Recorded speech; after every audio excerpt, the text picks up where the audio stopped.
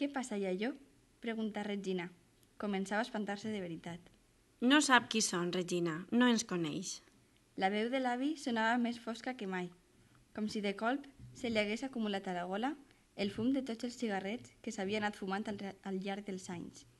Igualment s'atansà Regina i abraçà la seua àvia. Li posà la galta contra la d'ella, contra aquella pell arrugada i finíssima, contra aquella cara plena de ratlles. Li olgué el coll, com feia cada dia. L'olor de l'àvia era intensa i sempre deslligava un munt d'imatges al cap de Regina.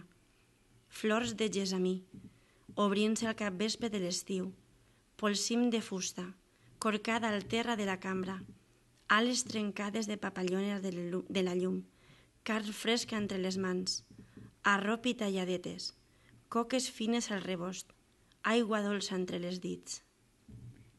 L'àvia sempre li deia que semblava un gosset ensumant. Olia sa mare, olia son pare, les mestres, el menjar, els amics, els animals, les coses. Poc sabia per què.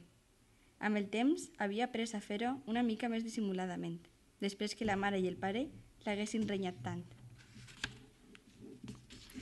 «Però què vols, filla?» Era la pregunta més habitual de la seva infantesa. És clar que, quan era menuda, Regina no tenia respostes. Ho feia i prou, sense pensar, com si ho necessités. Però ara, amb 11 anys, ja havia olorat cada solc de la cara de l'àvia. Un dia, quan encara no en tenia 4, li havia preguntat: Què tens a la cara, iaia? Les ratlles de la vida. I què vol dir això?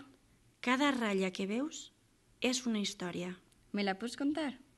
Quina de totes?